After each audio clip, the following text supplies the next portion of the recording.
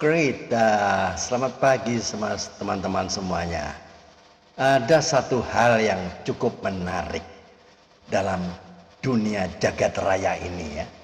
Banyak orang berani mengkritik Alkitab, ya. Tapi tidak berani membaca Alkitab itu sendiri. Ya, disinilah ya. Mereka berkata Alkitab sudah dipalsukan.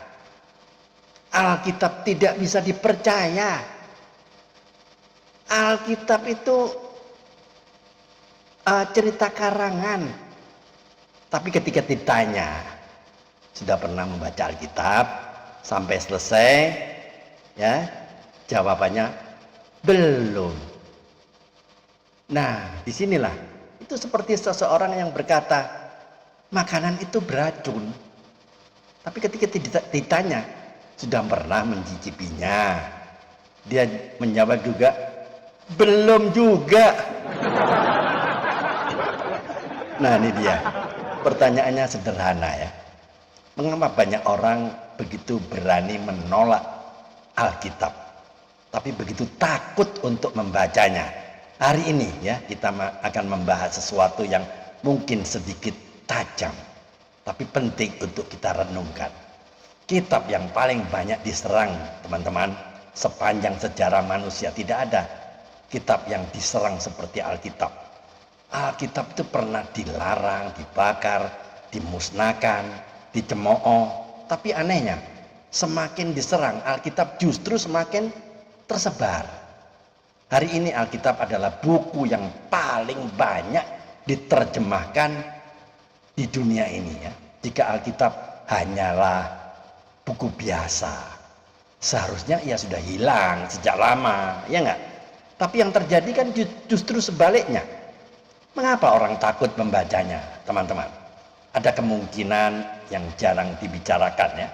Banyak orang yang sebenarnya takut membaca Alkitab karena satu alasan sederhana. Alkitab menyingkapkan kebenaran. Dan kebenaran seringkali tidak disukai karena tidak nyaman. Alkitab berbicara tentang dosa manusia, pertobatan, perubahan hidup, penghakiman Tuhan. Itulah sebabnya sebagian orang lebih nyaman menyerang Alkitab daripada membacanya. Karena membaca Alkitab berarti membiarkan hati kita diperiksa. Betul? Ya, tuduhan tanpa membaca ya. Ada satu fenomena yang cukup ironis. Banyak orang menuduh Alkitab dipalsukan, tapi mereka tidak tahu bahwa Alkitab memiliki ribuan manuskrip kuno yang mendukung keasliannya. Mereka juga tidak tahu bahwa banyak sekali penemuan arkeologi justru mendukung catatan Alkitab. Karena seringkali masalahnya bukan kurang bukti. Masalahnya adalah orang tidak mau mencari bukti. Inilah bahayanya menolak tanpa meneliti. Teman-teman yang terkasih, menolak sesuatu tanpa meneliti adalah sikap yang berbahaya. Bayangkan jika seseorang menolak obat dari dokter tanpa pernah memeriksanya, akibatnya bisa fatal. Ya enggak?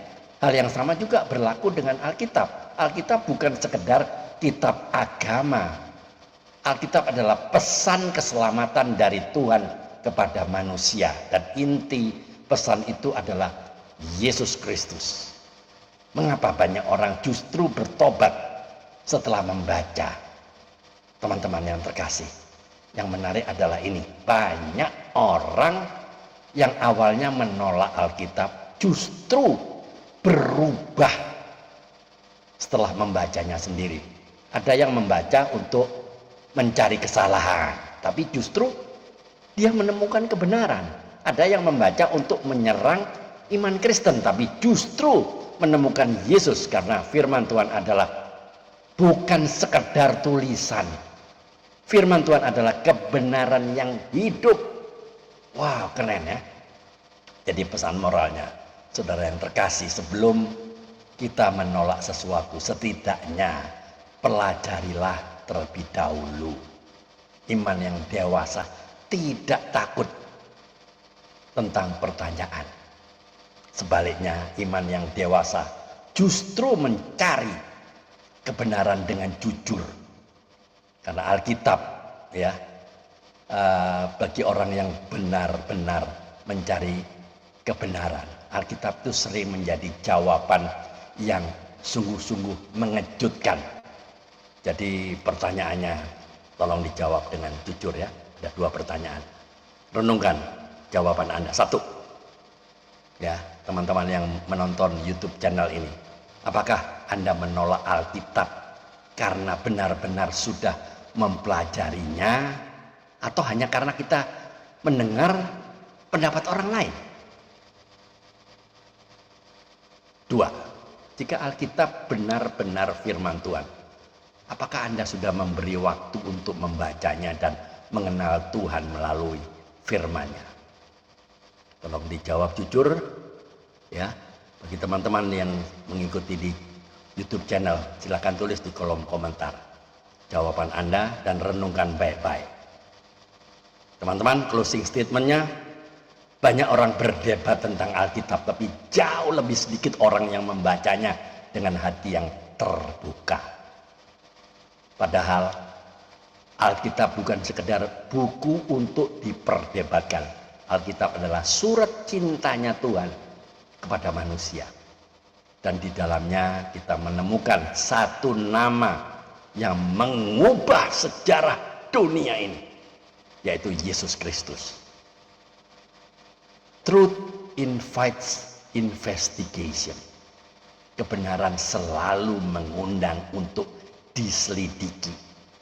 The greatest enemy of truth is not ignorance, but the illusion of knowledge.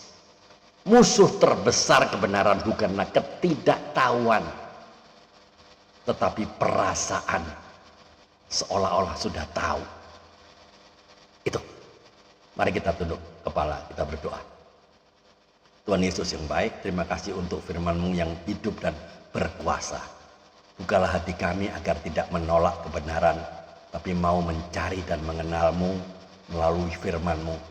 Tolong setiap orang yang mendengar YouTube channel ini supaya mengalami terang dan kebenaran dari Tuhan. Dalam nama Tuhan Yesus Kristus kami berdoa dan mengucap syukur. Amin.